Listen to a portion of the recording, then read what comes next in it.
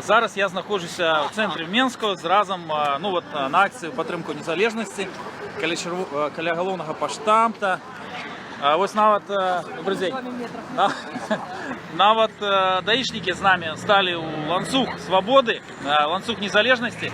Знаходжуся побач з героєм сьогоднішнього дня Ольгою Ковальковою. Ольга, привітання. Привітання всім.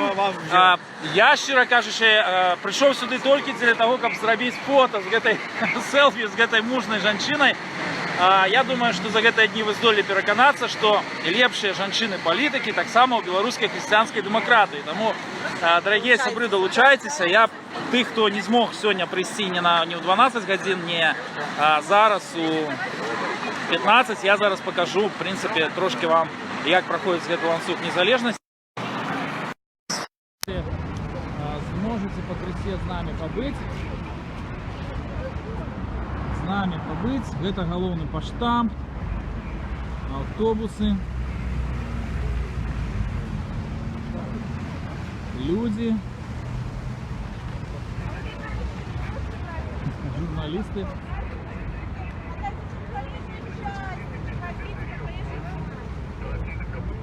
Ольга Ковалькова там шихтуя супрацовников цивильным потиху.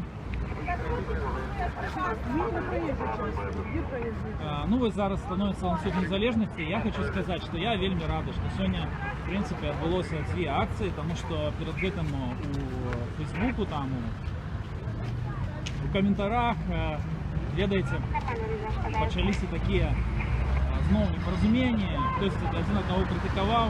Я думаю, найлепше для Беларуси, для нас буде, коли ми будемо робити просто щось. Може не зовсім удало, конечно, то, что в разные часы сегодня была эта акция, там 12 годин, почти незалежности, кто-то пришел сегодня в 15 до головного поштамта, а кто-то пришел и туды, и туды. Тому я думаю, что вот это найлепший узор.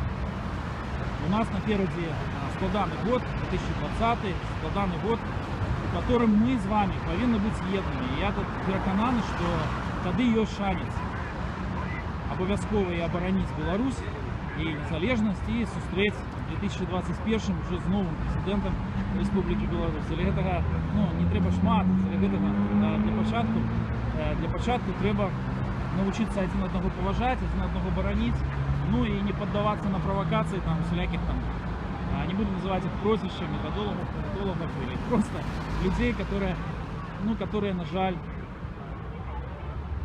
найбільше критикують і зневажають інших. Я думаю, що усім, хто сьогодні, в кого в серці живе любов до Білорусі, для кого коштовність незалежності Білорусі важна, для этих усіх людей у 2020 році треба єднатися.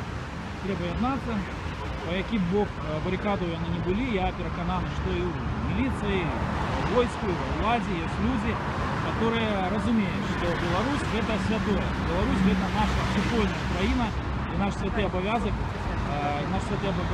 и оборонить. Ну, заставайтесь, собры, с нами.